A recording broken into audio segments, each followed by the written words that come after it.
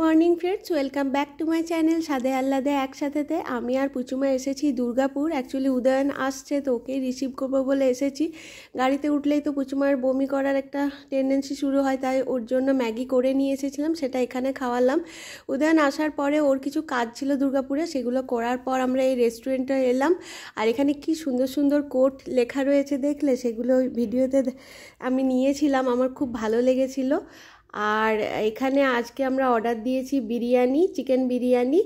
Actually 2-2:30 বেজে গিয়েছিল, আশা ছিল না কিছু কোনো হোটেলে কোনো খাবার পাবো, যাই হোক এখানে পেয়ে গেছিলাম। তো আর খাবারটা টেস্টিও ছিল।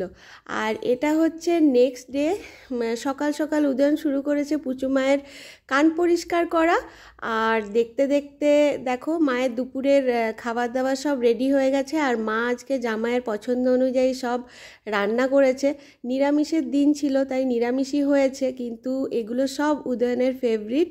তো এখন আমরা সবাই মিলে একসাথে লাঞ্চ করে নেব। বাবা আগেই খেয়ে নিয়েছে, বয়স্ক মানুষ, আর আমরা এখন লাঞ্চ করব।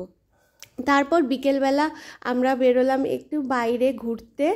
আর এখন ওয়েদারটা কেমন দেখো, বিকেলের দিকে একটু কুয়াশা কুয়াশা টাইপের, তো বেশ ভালো লাগে এই দিকটা ঘুরতে যেতে। আমাদের এইটুকুই আছে ঘোরার জায়গা।